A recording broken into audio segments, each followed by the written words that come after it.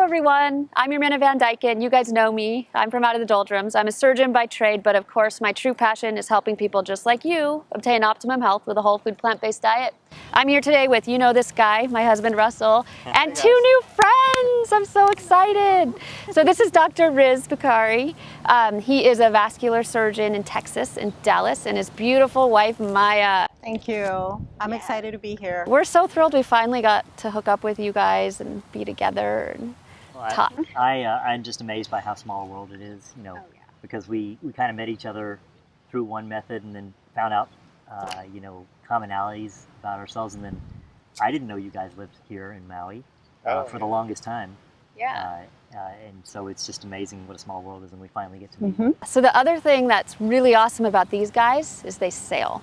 So sailing is a passion. I think I first saw your mug actually on Sailing the Vagabond. Is it? Yeah, with Riley and Elena, yeah. It's true. Is we that were how on we that. connected up on Instagram then? I don't think it had anything to do with it. I think it was No. before that, and I was like, oh, that's the guy. Oh, okay. Yeah, exactly. What happened, I think we saw that episode and then we were all at the American College of Lifestyle Medicine meeting, and I think you reached out, and then we were looking at your message and your picture and we're like, hey, that can't be, that's not the guy. And then we're like, oh yeah, it is. So there you go. It's funny that you remember some random guy from the video, right? Right. Right, the sailing doctor. And it's so funny because when that aired, not long after that, we were on another sailing channel. Oh, Well, he was. And someone made a comment about that guy just seems to be in every channel, but it's because we are very Popular passionate. doctor. You know how Yeah, there's those professional audience members on? Yeah, right. Yeah. There you go. exactly. But we're very passionate about sailing, and Riz really needs it more than I do. I think it helps him a lot. He lives a very intense life as a surgeon. So Yeah, I enjoy it. It's funny, we've kind of gotten a reputation as the vegan sailors or plant-based sailors. Yeah. Because yeah. we talk about it in the community and stuff like that. Right, that's not a terrible reputation to No, have, I think. That's a so. good reputation. When we recently took a trip to the Keys, Florida Keys, and we, how sailors are very friendly, and they all, whenever you're in a marina, they all get together and talk and stuff. And Yeah. we were talking with our neighbors, and they were plant-based curious, and after just one evening together with them, they just overnight switched. Really? Yes. Oh, Yeah, that's went great. plant-based. Wow. Full plant-based, and it's been Really? 5-6 months now, and they've lost weight. They feel better. They're more energetic, and it's because of his Wow. work. What he says That's to the them. way to go. We've Yeah. been become quite good friends with them. We went and joined them in the Bahamas. Okay. So, and the wife of the couple is an amazing cook, and she makes great plant-based meals. She was so eager to have Riz sample all the food that she was making. She basically cooked for us every single meal and put everything together and took us to a few spots in the Bahamas to do groceries and Okay. basically taught us. We're plant-based, but she really taught us how to do it on a sailboat. Yeah. Are groceries super expensive in the Bahamas? They are. Okay, that's what I heard. So, You yeah. could probably expect everything to be about twice the Okay. price. Yeah. So about Hawaii prices. Yes, I was going to say So similar. Hawaii Similar. normal prices. Yeah. So how do you do vegan on a sailboat? Like, you can't have fresh produce all the time, right? Right, and that's one of the things that someone else that we know in the mainland said the same thing, like how are you going to stay, you're going to be limited, but Charlene, our friend that he's referring to, kind of prepped me ahead of time since they've been traveling for 10 years seasonally to the Bahamas. So she basically told me, bring canned mushrooms, bring this and that. So I travel with brown rice, and it just depends on whether we are going to be on shore power. First, I prep the meals when we arrive to the sailboat. So I start prepping, cooking meals, and then storing, kind of like batch cooking. Yeah. And then I keep frozen veggies, so kale and spinach, they all work because I can always add them to soups. Oh, sure. And a little bit of pasta. So, but I mainly, stick with the brown rice and the black beans and the lentils, and then you do the produce when you get to certain spots, and you work with whatever's available. Yeah. So, Yeah. zucchini seems to be everywhere and available. Oh, yeah. So, yeah. Well, and that's a really important thing. Just work with what's available. Right. When you start out, you can stock up, and you probably have stuff that'll last a week or 10 days, as far as the produce and fresh foods. Yeah. And then you hope you can just start refilling or just buying what's there. And actually, our friends were very good at she would walk through the store and say, okay, I can make something with that. I can make something with that. That's an important skill to have, That's to a be able skill I don't have. to cook with kind of the ingredients you have and say, okay, I'm going to make this kind of a dish, and we can adapt it. And I think a lot of people struggle with being able to do that. Sure. The sailors, you know, they'll typically have this leftover and that leftover, and then they'll throw something together and whip it up, right? Yeah. If I may add, that's a very good point, honey. Elena from Yeah. La Vagabond is Right. very much like that. When Right, we got right. to know them, we spent a week with them. They were on their sailboat, we were on ours, but we saw how she prepped her food, and she's mainly more vegetarian, pescatarian, but she knew how to combine foods and flavors to make pretty much an almost plant-based meal. And I paid attention to all of that and how her food is very tasty. Oh, good. Yeah. I think she just came out with a cookbook. I'll have to check that out. She's had one online, Oh, okay. and we've suggested to her to actually expand that because Oh, people would buy it, I think. Yeah. So if she has a cookbook, I'm buying it. I'm gonna Now, if get it's just a plant-based cookbook. it. Right. That's You know, she's. We've had discussions. She's really vegan curious, Mhm. Yeah. and she understands and believes that that's probably the healthiest way to go. So, Yeah. you see her. Most of her meals are that way. Yeah, a lot of Totally. people I think know that that's the best way to eat, but they don't always eat that way. Yeah. Well, our society has a lot to do with pressure and Yes. what's available, and So I'm curious. Our last visit here, I found the produce to be highly expensive, and I guess it matters where on the island you're shopping and all of that. But I said often to Riz, how do the locals do it out here? How do you stay healthy, eating the right produce? You know, just Yeah. healthy affording produce. to eat. It's And- called Costco. Okay, Costco. I think Costco is probably the most important because they have their veggies. Yeah. But being on an island, it takes a long time for the produce to get here, and Costco actually isn't always the freshest That's either. true. A lot of times you have to check the bottom of the package. The greens are already wilty, you know, because it comes by container. Yeah. We've heard that it's the third busiest Costco in the country. It's super busy. I thought at one time it was Yeah. the first, like the busiest Costco, but yeah, because there's only one on the island, and it's important for being able to afford being here. I think actually farmers markets. We went Yep. to One Up Country. That's kind of They our have very good Saturday prices. routine. We grab a bunch of greens and good prices, especially for kale and chard, and you know things that grow prolifically. You know they just bring a huge pile of them, and they sell out actually at the farmers market, and that's quite affordable. I mean, $1, $2 a bunch, and so it's cheaper than even going to the store or Whole Foods or something. And a lot of the food is easy to grow. You know, like papayas, they grow like weeds here. We have so many papayas, it's easy. Yeah. So you kind of go with what's in season. Yeah, I've noticed there's lots of fruits available. Yeah. You know. And unfortunately, I think a lot of people that live here don't actually even eat fruits and vegetables. Maybe papaya Yeah. season and mango season, and that might be about the extent of their fruit intake. You know, or maybe bananas, but So they're Yeah. they're pretty much on kind of the standard American diet then. Plus spam. yeah. Plus Yeah, spam. I mean, well, this is a canned food. You know, it's a preserved food. That's what happened when the U.S. military came. They came and took all the fresh produce, and oh, here, you guys need more food? We'll give you spam. And they had just pallets of it, and so the local people ended up incorporating this processed food into their diet, and that became a staple of their diet to this day. Wow. So that's really sad. And they used to Yeah. actually just live off of the land. You know, they were great farmers. Right. Right.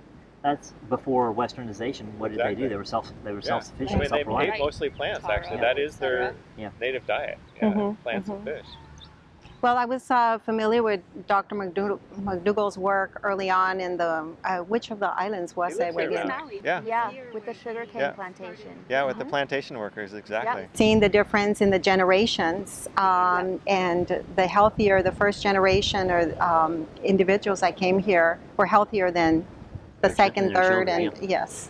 Well, you see that as well with a lot of people that come from Japan, the Japanese population and breast cancer rates, and then they move to the U.S., they immigrate, they get the standard American diet, and then their breast cancer rates skyrocket. It's It's unfortunate. yeah. So I'm curious. I mean, this is going to go. We can both ask questions both ways, but I'm curious sure. about how you guys eventually got here. How did you decide to come to Hawaii? Well, you know, my grandparents actually lived here for quite a bit of our childhood. And so we were able, like my parents would come over visit, but then a few opportunities we got to come over and spend time in Hawaii. And one of my first, earliest memories of Hawaii is like 2 beaches down this way. Actually, one beach just on the other side of the street. being on the beach and digging a hole in the sand, and I was just like, I love it here. Like, I was just the happiest kid As a in the little world. kid, yeah. And it just got in my blood, and so I really fell in love with the islands. And then when I met her, every opportunity we had, we came here. Well, when And- we first started getting serious, he said, you got to check out Hawaii. And I'm like, Hawaii's overrated, Yeah. but I'll go. And then we went, and I fell in love with it too. Yeah, so then she fell in love with it, and then she was in med school, and then residency. And residency, I remember sitting on the front porch and, well, where do you want to move after you're finished? This was where? In North Dakota, That was Fargo, North Dakota. Fargo, North Dakota, yeah. I mean, they made the TV show, it's real, it's cold. Freezing. Yeah. But we're sitting on the porch there. We had like this little tomato garden on the porch, and small little thing. And where do you want to live? And we're talking about different places, and just it kept coming back to Hawaii. Like, that's where. But if Hawaii's not an option, then where? And we talked a little bit about Guam, and then finally it's just like, no, it's Hawaii or bust. It's just that's where we want to be. in That's what's Hawaii. going to make us happy. Yeah. And so then everything after that is like that was our goal. It's just everything we did was like, does it meet that goal? Then that moves us in that direction, and we'll do that. I like that. And are you still enjoying it after all this time that you've been we love here? Yeah? Well, just listening to you guys about your activities, and Yes. it sounds like you take full advantage of the opportunity here. Which is We wonderful. maximize. We have the best problem in the world, and that is on a day off, we have so many options, we can't decide what to do. We spent half of our time figuring out. Should we what to go do. sailing or snorkeling or hiking or biking? What to do on your day off, right? Yeah.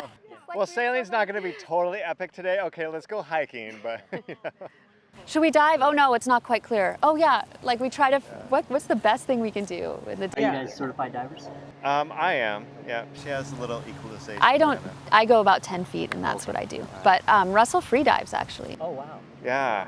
So I've been doing that for quite a while, and I really enjoyed it. It's kind of a meditation under the water, Yeah, I can imagine. slowing your heart rate down, and Biofeedback on the body. Yeah, there's a lot of actually really interesting science with freediving as well, but kind of kicking in the mammalian dive reflex and blood shunt, where like kind of all your blood goes to your core, kind of protects your organs, and so it makes your body more efficient. And you have to also control your psychological urge to breathe, which you don't necessarily have to. That's part of it, I suppose, but more just keeping really calm. So the more mellow you are, the more you're thinking, the more oxygen you're using. So just kind of being in this kind of meditative state where it's just you're in a state of not thinking and but just being where you're at in this moment, and kind of not thinking ahead, not looking behind, and just being present. It's very yogic. Yeah. So It really a little is. plant-based fact: there's a study that they did with freedivers. Are you aware of this? No. No. Where they fed them a beet meal. Nitric Oh, Yes. yes. Yes, you did a video on They nitric fed them a oxide. beet meal just a single meal before they free dove, and increased their dive time or dive distance by 13%. Wow. On a single meal. Yeah. I'll have to, after this. I'll So have, beets before freediving every time. Right? not beet juice. I mean, that might be too. But nitric oxide. Something. Nitric oxide is it's the the thing. nitric oxide. Yeah. Okay. Yeah. I agree with the free. Well, I'm not a free diver, but diving is very meditative. Riz has more experience than I do. I just got certified like 2 years ago, and I am very claustrophobic. So when I first took the course and dove in the pool, I thought, how am I ever going to do this? But once I actually learned the breathing technique, and we dove Molokini? The Yes, aquarium. 2 years ago. That for me was, I learned to be present, and it was very yogi-like, the breathing in, breathing out, knowing that I am safe. I mean, it's amazing that some people may be afraid of the water or drowning and this and that, but the freedom of being able to breathe in and out while you're in the water, down deep inside, is amazing. So the free diving now for me is a big interest. I think with scuba diving, once you overcome all the equipment issues and you become comfortable with that, Yep. then you can become absolutely present. Right. So do you do yoga as well? We do together. Oh, When we take a class, I enjoy it with Riz. I don't do it enough, but Right. yes. But so yoga is a lot about the breathing, breath, and movement. So yeah, once you start to control the breath, then your tank's going to last a whole lot longer as well, right? True. Yeah, I was And always having a healthy heart as well, and That's healthy true. food. But yeah. My tank would I would always have the most air coming back. Sure, Awesome. sure. And I wouldn't want to come back because I wasn't ready. You're but like, everybody I'm diving with, Everybody tank else is is not a running out. We're problem. like, time to go, Riz. one of my best friends was I called him a buffalo breather. Oh yeah. Oh. Because When I first started, I was that way. I was like, yeah. So a couple other things. I love being outdoors, and so I used to run a lot, and that was very, I call it very zen-like because I enjoy being out in nature, and I would run golf courses. Or in Dallas, we don't have as much nature as you have here, so I would seek it. yeah. And the golf courses are places where I can find that. So And sailing is that way for me too. Yeah. So in your opinion, how important? I mean, the diet is very important, but how much of a portion do you think exercise plays into an overall health and well-being? Less than 20%. You think less than 20%? You can't. We were just talking about an expression. You can't exercise away a bad diet. Right. So true. And so I really believe that. Well, we believe in lifestyle. So it's not just nutrition and it's not just exercise. There's many factors. Right. So we're big believers in lifestyle medicine. So, but can you eat healthy and then just not exercise? Yeah, I think that's better than the standard American diet. Okay. Now, I mean, if you ask me what's the most ideal lifestyle, well, I would say eat healthy and exercise. Sure. But you don't need to do vigorous exercise. Okay. Right. There's Like walking or? power walking, Okay. maybe half an hour, 5 or 6 times a week. But I do think enough to get your heart rate up. Yes. You want to make sure you get that heart rate up a little bit. I think it depends on if you run, you might be able to run 30 minutes 3 times a week. But Sure, if you power okay. walk, you should power walk a few times more. And I agree, you do need to get that cardiovascular benefit. Right. So the higher you get your heart rate up is probably better, and you can exercise less often. Yeah. There's a right balance there. There's a balance. I think it's probably, I shoot for 80% of your maximum heart rate. Okay. Is the number I tell people. Right. But I do think that there are plenty of people out there who think they're eating the perfect diet, and they are. Maybe they're eating very clean, but they haven't thrown in the exercise portion, and I think that is just enough to get them over that hump. You know what I mean? If you just kind of add it along with everything else. Well, Sure. certainly, I mean, the right amount of exercise increases your daily metabolic rate. Absolutely. And it's effective even on days when you're not exercising. Yeah. Right? Your body just changes to a different metabolic rate. And also the benefits of just movement. I think what's really sticking with me now more than ever is when we read Dr. Michael Greger's book, How Not to Die, and he talks about just the effects of being sedentary and not moving enough. Suddenly, I'm more aware every day. Am I moving? Am I active? So I'm always checking my health app. I used to cycle a lot more. It just depends on the weather, but I want to make sure I'm up and moving and not, I work from home. So I always have to be active and make sure that I'm intentionally moving. And so one of the things that we want to encourage our community with our walks, when Riz does walk and talk with Dr. Riz, is encourage people that there are benefits like alleviating depression just through movement and anxiety. So it's even if you can't get to the gym, at least go out and walk with a neighbor or a friend or take your dog out and just be active because that's very beneficial to us. So. Yeah. And then, so getting back to the lifestyle medicine, I think it's also about sleep, meditation or yoga, interaction with, your friends, family, having relationships. Yep. So I think that we need to promote incorporating a good lifestyle in general. So And we were, speaking of that, we were very excited to learn that you're the first physician to be American College Lifestyle Medicine certified, or surgeon, right? Yeah. board certified in Hawaii. For surgeon, yeah. Yeah. No, it's kind of an honor to be paving the way, so to speak.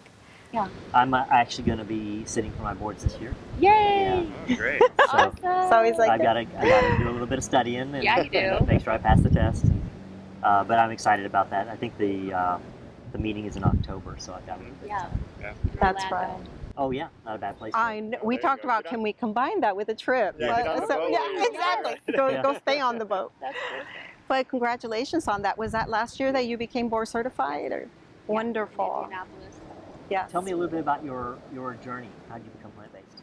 I was just gonna ask you that. Well, I'll go second. I'll go second. Yeah. You start. Well, yeah. So, Amanda was coming to, or we were coming to Hawaii to do a Vacation. a rotation as part of her medical school training. And we were both living in North Dakota and kind of had put on this like Midwest 15-pound weight. kind of thing, or maybe more, but Can't imagine that. yeah, so we're both overweight. I think I was corn-fed definitely beef or something like that. more overweight. Yeah. Russell was an omnivore. He Yeah, ate when we everything. first met, actually, I ate everything. She was vegetarian. First date, I took her to sushi. I actually did have sushi on our. That was a huge That was a bad influence lapse in the in my beginning. ethical judgment, but that's a whole nother story. But I loved my dairy. I was in residency, and I felt to get through my day, and they're pretty grueling days, I had to have a bagel toasted with egg and cheese on it. I had to, otherwise I couldn't make it through my day. I had no idea. Yeah.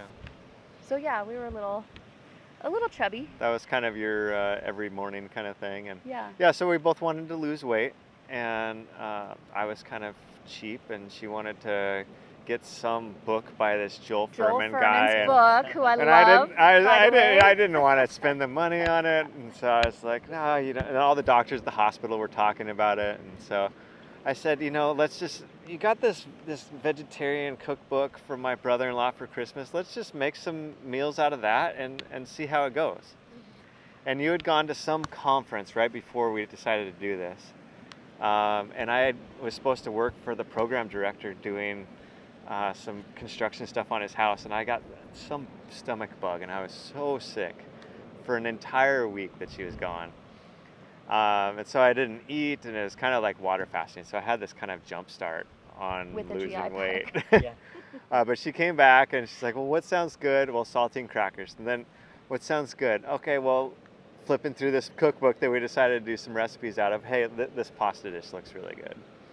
So we made this dish, and it was amazing. And I was like, hey, if this is what being vegan is all about, I think I can do this. So we kind of started down that road and cut out the meat, dairy, eggs. And the first month I was exercising. A lot. I would go run. I started with trying to run a mile. And then I had worked my way up to 2 miles. And so I was doing 2 miles running, and then doing just wandering around the gym doing stuff. But at the end of the month, I lost 60 pounds. How many? 60. Oh my goodness. Jump Yeah. started by Yeah. gastroenteritis. By basically a water Yeah. fast, but yeah. It was insane. Yeah. But anyway, so this book, The Conscientious Chef, by Chef Tall, is a phenomenal book, and it's just real food. You know, it's. And I think he has a restaurant still in LA, actually. He has if you ever get Crossroads it. in LA. But I mean, we started making recipes out of that, and I just kind of would have a simple meal, actually Special K for breakfast with a little almond Which is not vegan, almond we butter on it. found Yeah, out I found later. out later it's got a little whey in it. But Special we K thought actually. We were doing good. So I didn't even go true vegan right away, but I would put almond butter because I was very concerned about getting enough protein. Working out, like, how am I going to get my protein? I got to, looking on the almond, looking on the Special K, looking on everything. How much protein does the pasta have? And finally, I just got to the point where I started to dial back on all of that and not even worrying about how much protein I'm getting. I'm just getting it. And all these years later, you're not protein deficient. Look at that. Somehow. Yeah. Isn't that crazy? Wow. Yeah. I saw your story on YouTube, on your YouTube channel, Out of the Doldrum, how you became plant-based. I believe that's one of your first videos. Yeah. Yeah. Oh yeah, the one where I was like all crazy. And did you were vegetarian? Yeah. And you transitioned at the same time as him to We did. vegan? We did it together. So how did you give up the eggs and the cheese? It was gradual. It was definitely not a, cold turkey kind of situation. I was curious just because they talk about the cheese cheese addiction being issue. so addictive. Yeah, I went cold turkey, just Yeah, flat I out did. from really. I mean, I dialed back on eating meat just because she was vegetarian and I was doing the cooking. But it was still meat, dairy, eggs, But I went cold turkey. I'm like, this is what I'm doing. And then the positive feedback of the weight loss and just like it was just like, feeling hey, this good. is working for me. Right. And so then I stopped buying all the things so they weren't in the house. That's true. And so she kind of like, when she was at home, she didn't have a choice of what, like, this is what we're cooking and this is what's in the house. Important if it's not there in your pantry. It's so true. You can't. Then you don't can't eat it. And so I felt a little bit bad. And so I went to the store, we were traveling, and I got her this It was my birthday. Dutch girl. I got her Dutch this love little cheese, right? sliver of really expensive Gouda Dutch cheese. Aged, you know, cheese. Stuff I would have like stolen back in the day. It was so good. Like it was so good. And it rotted away in the fridge and she didn't even I touch didn't it. crave Wow. it. Like my cravings were gone. Then I knew I would totally like was vegan at that point in time. I knew that. I mean, it was But- there for her. It was in the fridge. She could have it at any time. It was her birthday present. And she just didn't even go for it. So Yeah. eventually your tastes do change and it's Right. not, it doesn't have as strong a draw on. I do think by that time we figured out the why too. We started just kind of like, what are we doing? And then after is when I read the China study and I read all this data and I started to just filter it in, and then it was like, oh, well, now it makes sense. Yeah. Well, How about you guys? so our stories are they start separately and then they intertwine. So Okay. Yeah. let her start from, you know, I think it goes as far back to college. Yeah. Well, yeah, I stopped eating red meat and pork in college, which is big in the Mexican community because you give up hamburgers, hot dogs, steak, meatloaf. I should make a list like Dr. Campbell or one of them that go down the list of things. But I gave up a lot of that. I took a nutrition course in college, and it was really because I was a skinny girl. I was underweight. I was fearful of being overweight. Obesity had already started in my family. I saw these patterns in my family, and I wanted to learn how not to, I don't know what I was looking for. I just did not want to have health problems. And I took a class, never went down the path of being a nutritionist or anything like that, but around that same time I saw a video of how beef was processed and what ground beef is all about. Yeah. And all that just kind of churned my stomach. And somehow, without even really being vegan or anything, because I still consumed fish, but I made a decision that I did not want that in my body anymore. And but I still ate fish, and I still ate some chicken, but I struggled with chicken. I struggled with dairy and eggs. Like the whole, like, didn't really feel like I enjoyed it. From the ethical standpoint then? No, grossed out. I was Okay. just grossed out by the smells, Oh. the smell of milk smelling, you know, and things like that. And then somehow, it's around the time that we met that I started really digging into it. I was living in California, and then we met and I moved to Dallas, and we moved right across from Whole Foods. And I've always enjoyed reading. I'm a reader. So I'd go to Whole Foods and I'd see the books. And I picked up the Starch Solution, and I picked up this and that. I read Rip Esselstyn around that time. He was touring Dallas, promoting one of his books, and we went to see him speak. But really what it was is that I ended up having high levels of mercury in my system. And I didn't know why From being a initially. pescatarian, Yeah. essentially. So, yeah. Wow. And I discovered this when I went to a biological dentist in California, and I was always into the alternatives of health. And so she was the one that said, I gave her my symptoms. She said, have you ever been tested for mercury? And I said, no. And she said, I think we should do, you know, the hair, the urine, everything. Let's test. And sure enough, and that, I already had like hypothyroidism. I didn't know why. I just didn't know what was happening. But I wanted to add that what really did it for me, even though I was already reading the literature, I started watching a YouTube channel of an individual who promoted, she basically would point out certain celebrities and what they were eating and how they didn't have to eat that way, that there's plenty to eat, a lot of food. She was more into the raw vegan, like a fruitarian, but the thing is that she was the one that pointed out you can be healthy. She was a heavy cyclist and in great shape and all of that, and I said, no way can you be that way, like look Right. that way and not eat any animals. So I think I kept watching her videos, and then one day I said, I'm going to give this a try. And I tried the whole raw fruit, you know, raw tofu and all of that, but that didn't quite work for me. I did some more reading. We ended up reading the China study and read a little bit more about what whole food plant-based nutrition looks like, and then that's when I figured it out. It was trickier for me because we were traveling a lot. So I did a lot of pastas, the easy things. Yeah. Before I realized, wait a minute, I'm not really plant-based. I need to incorporate fruits and vegetables, like healthier living foods. And then I just started bringing it home, and over time I'll let Riz continue with that. So for me, I mean, she was very influential in my journey. I'd always lived what I thought was a healthy lifestyle. I've never been markedly overweight. I've been exercising since I was a teen, continuously as a runner or weightlifter, and there was a period in my early 40s where one time my daughter said, "Daddy, you're getting a little bit fluffy," and so I had put on maybe about 15 or 20 pounds over the years, and that made an impact on me. So I started becoming an avid P90X user. And one of the things Tony Horton would say is that nutrition is extremely important. Right. So now he wasn't plant-based at that time, although he is now. But at that time, he just emphasized nutrition. So I started paying attention to my foods, and I thought a high-protein, low-fat diet was the way to go. So I wasn't scared of carbs, but I was emphasizing protein more. I lost weight and got in shape, and so I thought, like everybody who thinks that they're living a healthy lifestyle, I thought I'd found the right diet. Then I met her, and our journeys intersected. And there was about 6 years ago, Rip Esselstyn was coming to Whole Foods to give a talk, and I didn't know who he was, but she was very excited. The Whole Foods across the street? Yeah, it's the same one. Yeah, it's the same. And so I didn't know who he was, but she said she was very excited about it and dragged me to see him. And his talk caught my attention.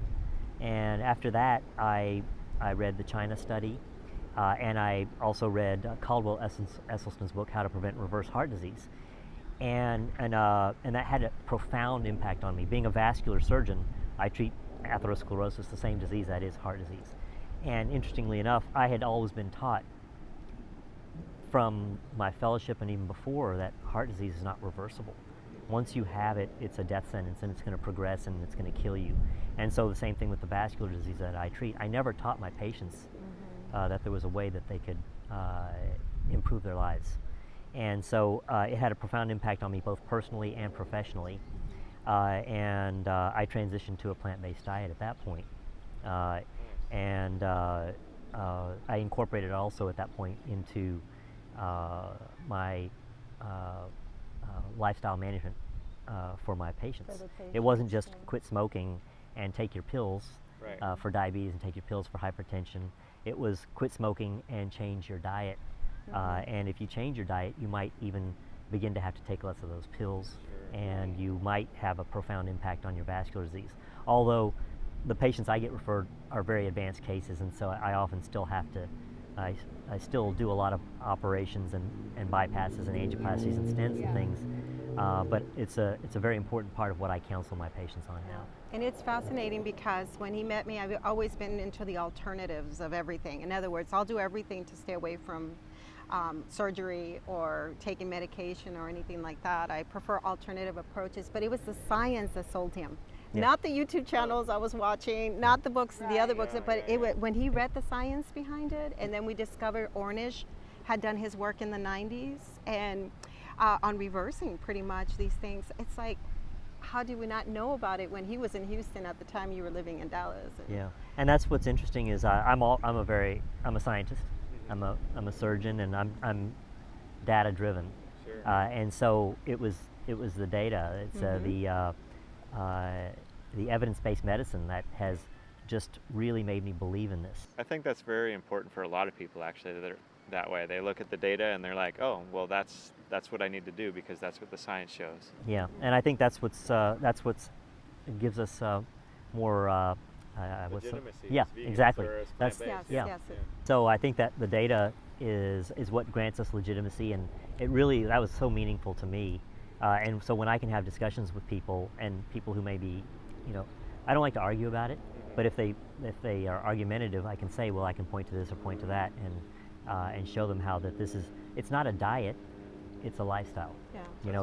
It's about the right way to do nutrition. That's what I've always said, is like as soon as it became something that had such a profound impact, like It's no longer a diet. This is just the way I live. Yep. And this is the way I eat. Yeah. And I wanted to touch on something that you asked about, Russell, earlier, about whether it was an ethical choice at the time.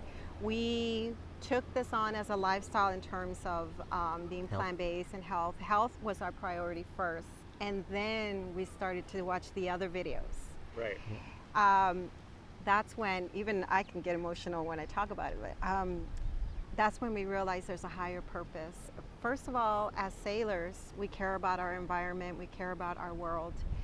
But the animals, when we started to learn all that, the torture and the pain and the things that animals endure for the sake of satisfying a taste bud or a craving, Right. doesn't even make sense. Yeah, so definitely not in this day and So age. we become ethical vegans, I guess. If you, It's funny it goes that way Yeah. because we went for health reasons as well. That's why we started down this road. Well, and now, no, not me. Well, What?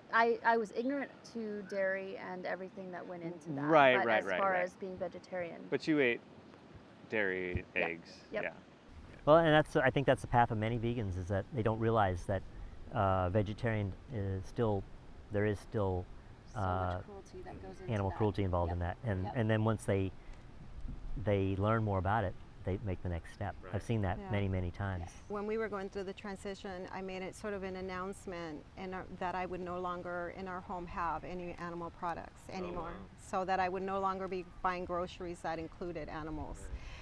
Because not everybody that comes to our household is vegan, but I just couldn't see myself preparing animal foods anymore. So if somebody comes to visit, I They do get a not vegan cook meal. animal products. but if they want to bring something, I haven't had that situation yet. Yeah. oh, But they just know not to bring it. probably, which is why I started taking the Ruby class, the Uh-huh. culinary That's so classes, great, though. because I want to be able to host and provide delicious food for Yeah. everybody. But our home went through a transformation recently. I repainted our walls and we bought a new dining table. It was just kind of time for that, and new place and everything.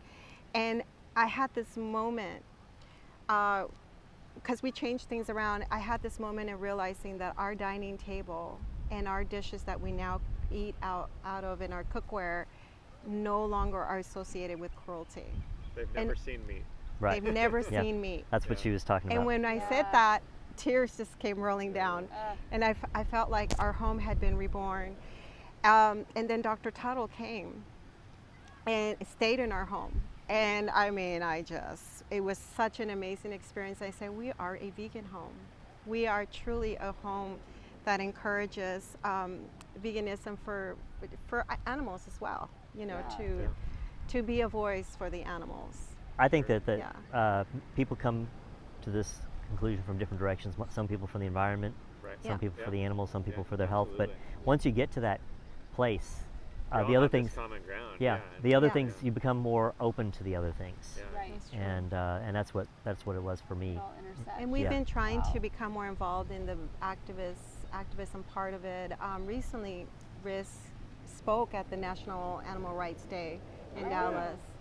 And since we're now members of PCRM, Physicians Committee for Responsible Medicine, and now ACLM as well, Yeah. but we are trying to try to be more of a voice for the animals as well, and from the medical perspective about testing on animals and Yeah, things so like that. I was very flattered and actually surprised that they asked me to speak at NARD in Dallas, but I used it as an opportunity not to talk about that day health and nutrition, but I used it to talk about animal testing and how the medical industry is getting away from it, and PCRM and the help and the good work that they're doing to help reduce animal cruelty in the medical field and research field.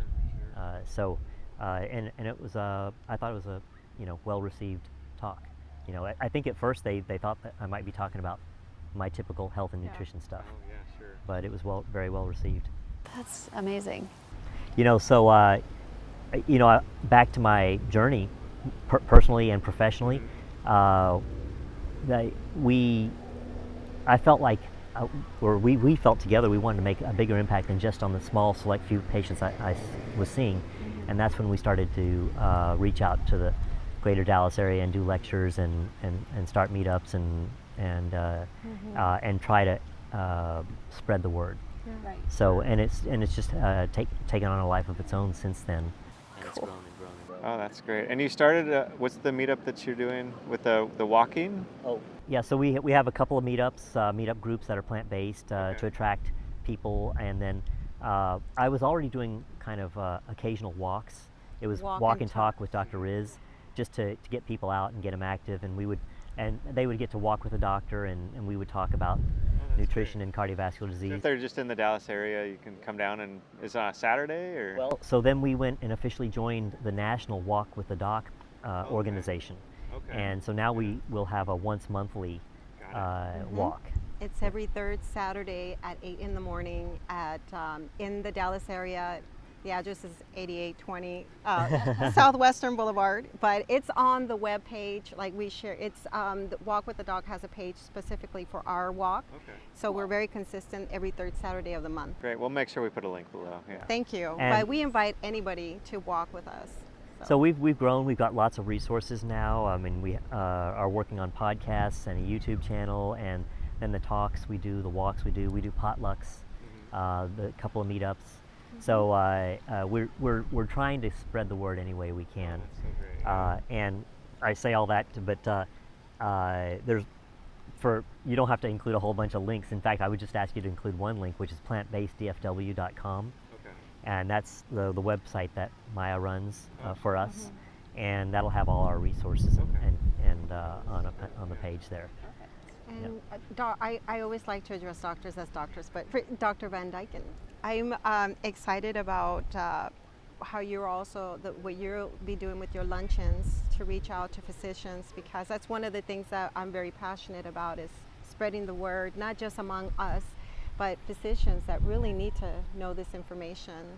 Yeah, so I'm starting a series within the Kaiser region, and Kaiser, of course, is super supportive with all this, but it's going to be a lunch and learn, we call it, and basically it's going to be open to not only Kaiser docs, but staff, so nurses, medical assistants, anybody, even the janitors can come, whoever wants, and it's going to be monthly and just a lecture talking about lifestyle medicine stuff primarily, so doing one luncheon on food, but then also on sleep and exercise and stress reduction and just stuff like that. So I'm really excited to be doing that. I think it's hopefully going to make a change. I think having staff involved will be good, to the fact that they'll kind of understand too where the shift has to happen. Yeah.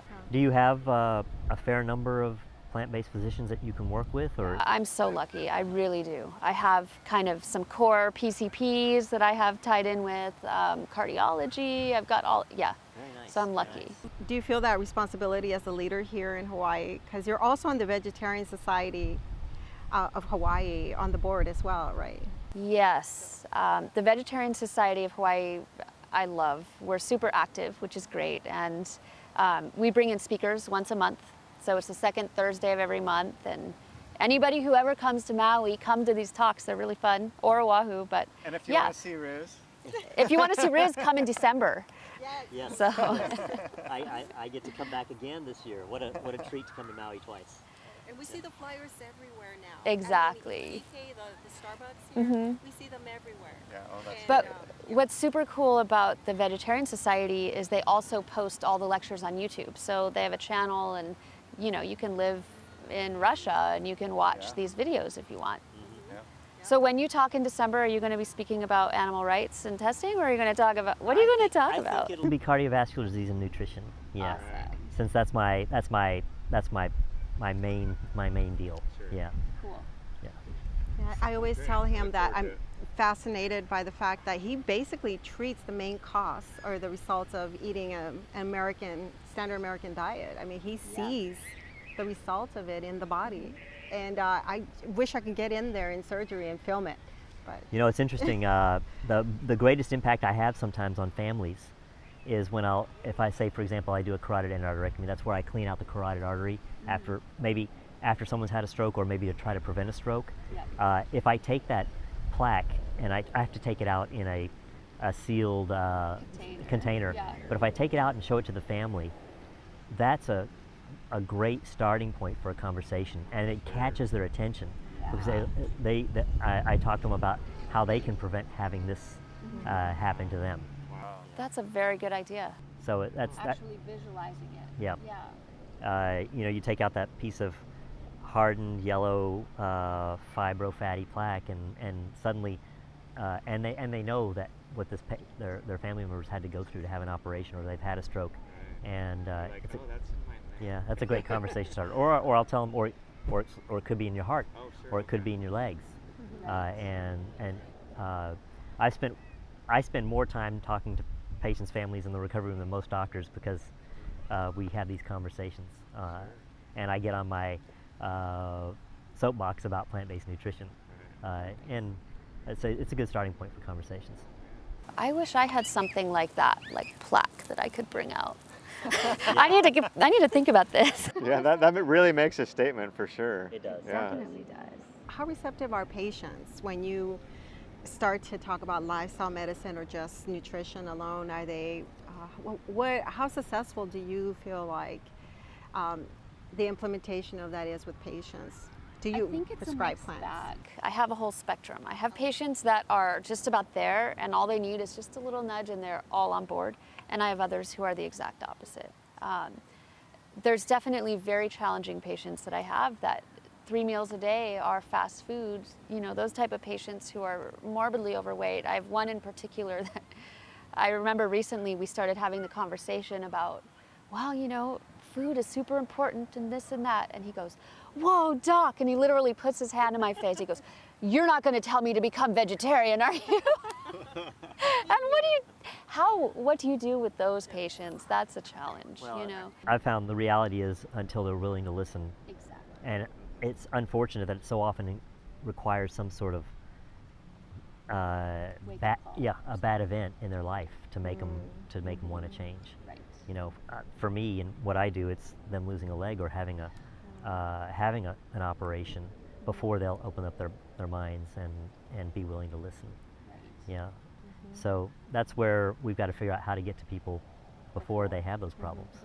Yeah. Yeah. Do you have support resources like nutritionists and other things that? We have nutritionists, we have lifestyle coaches, we have it's called Viva Plants, so it's a whole 6-week course just on how to eat plants.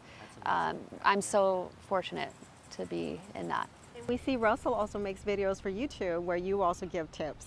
Oh, I started a little side thing. I'm doing Russell's Corner. It's fun. We're gonna do like knife skills and just like fun stuff. Yeah, It'll be because good. that's one major thing is a lot of people like, okay, I want to do it, but I don't know how to cook. Yeah. And so kind of providing some of these basic skills. Well, it takes me forever to cut up an onion, you know, and I'm like, I can blaze through an onion in like, I don't know, less than 15 seconds, definitely less than 10 seconds probably, you know, just, but, you know, not everybody. So if you have the right skills though, you can work your way up to that. And then it doesn't take very much time to just throw some veggies in a pan, do something with it. And then all these other skills we talked about, being able to kind of what's in the fridge, not following a recipe. Well, I don't have that. I can't make this tonight. You know, just being able to make some food. Yeah.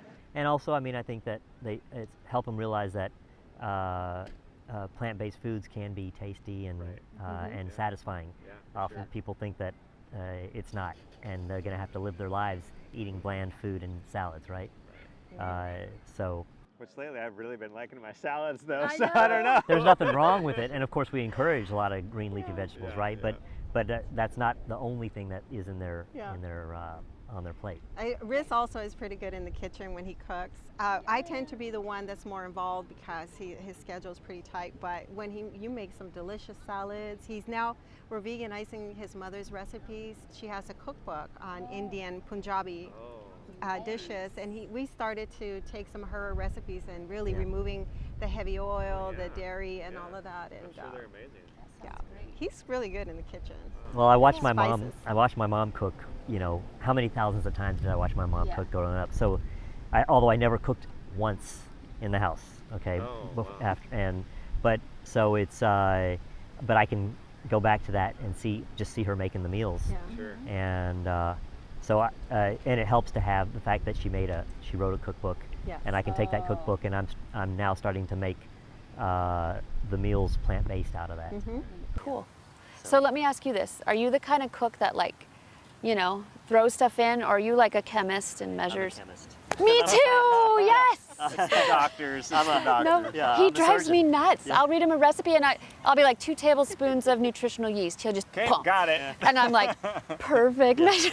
No, I use the little scoops. I do too. Now my mom is like that. Yeah. She'll just She just throw in knows. this, throw that. You know how much it looks like if you get, I think most of the time, if you measure out what I actually guesstimate, it's gonna be really close. We've had challenges where I'm like, that's not really a 1/4 cup. He'll be like, oh yeah? And it's perfect when we measure it. And, It's and so in the end, crazy. that But it's doesn't matter. practice. It's about how it tastes. in the You end. do it enough Exactly. times, you get the feel for it. Yeah, but the watermelon thing is like when I'm in the kitchen with the knife, he's the one that's, honey, let me help you with that. And he has to cut it precisely the way he feels is the safest and the best way. But I love how you cut the watermelon. Like I kind of enjoyed him being the one, whether it's the papaya, the watermelon, it's just watching him, it's like surgery. It's pretty cool. It's nice. So we find that we eat like a few different meals and we kind of come back to those all the time. Yeah. I'm sure you guys do the Most same people thing. do, So right? what are your like top What are your 2 kind of on a weekly basis you kind of go to? Well, it's what I said earlier. We basically, because of our backgrounds and how we grew up, we both enjoy rice. Yeah. And we Okay. both enjoy beans. It's the ethnic meals legumes, from our background Okay. that we the we tend- chickpeas we like when you make the chickpea meal. So it tends to be the grains and the legumes, and we always throw in greens, Yeah. just Uh, because It's we like need. a stir fry with rice and beans Well, kind actually, of thing? literally, not the literally, stir brown rice and lentils Okay. steamed brown rice, Okay. yeah, is one of our kind of go-to things. and the And- lentils with or, spices. Sure. or brown rice and black beans. Okay. For the meal portion, Right. we often have Oh, okay. a salad with it. Right. But we uh, don't Wow. stir Simple fry stuff. Yeah, yeah. anymore. We don't really fry anything anymore at home. And if we need to saute the onion, it's now with water. Yeah. But those are the easy ones. We both feel satisfied, especially as sailors. Mm-hmm. When we are on the boat, we feel satisfied with brown rice or something like quinoa. It's Yeah. easy. rice and beans. A Uh, warm soup, like a hearty chili bean chili soup. And is typically pretty we'll good. find a vegetable to incorporate Sure. with a meal like broccoli or We love something sweet like that. potato. Yeah. Sweet Oh my potato. gosh. He's the one that introduced me to sweet potatoes before I was even plant-based. Yeah. And you would have that as sort of a dessert. Now it's just a stuffed sweet potato or something like that is very satisfying. And then Yeah. from my side, my favorite meal is something we call chana masala, which is a lentil and garbanzo mix. Yeah. That's one of them. Aloo gobi, which is another one, which is potatoes and Cauliflower. thank you, Yeah. because I can only love see it. aloo gobi. I can only see it in my parents' Yeah. native language, and Yeah. To give you an So- example of something that we really enjoy when we come here, we go to the Choice Health Bar. Oh, I Yep, love yep. choice. Oh Buddha my goodness. bowls. Their you know. Buddha bowl Yeah, with a little sure. bit of that soup at the bottom, and then a kale mix salad with They all do a kinds of great good job down there. nutritional Yeah. yeast, and that's the one thing we always have when we're here. We really enjoy that. So Great. Well, I think we're losing our light. It was a beautiful Yeah. sunset in Maui. We kind of. Yeah. But we'll have to do this again. sunset. You're coming Well, I back in enjoyed it. December. Absolutely, I'm Yeah. I'm so excited. It's an honor to get the invitation. So Yeah. I'm looking forward to it. Yeah. Yeah. Thank you And so we're gonna Thank hang. you for We'll having us. we'll spend a little bit more time too. We'll if we're gonna come all the way out here to join you guys, we'll Yeah, add some for sure. time on Maybe before or we'll Yeah. after. get on a boat or do something. Yeah. Or maybe we'll join you on a hike or something like All right, that. that But we got to sounds be good. prepared. We'll take you on the with one to the cave and. Yes, there you go. Go easy on us. All right. Okay. Go, yeah, do, go yeah. easy on us. But yeah, All it right. was Well, a thank you very pleasure much. getting to know Yeah. you. Cool. Thank you. Well, it's a wrap. What do you guys think? Yeah, it was good. Well, we probably could have talked for 2 or 3 more hours. All right, guys, that's a wrap. If you like this video, give it a thumbs up. If you want to show us some real support, subscribe. As always, please, we love hearing from you, so write in the comments below what you want to hear about, what you want us to talk about, and we'll take it to heart. And if you liked Riz and Maya's channel, go check that out. Totally. And you'll be seeing more of Riz and Maya for sure. All right, until next time, aloha. Aloha. Aloha.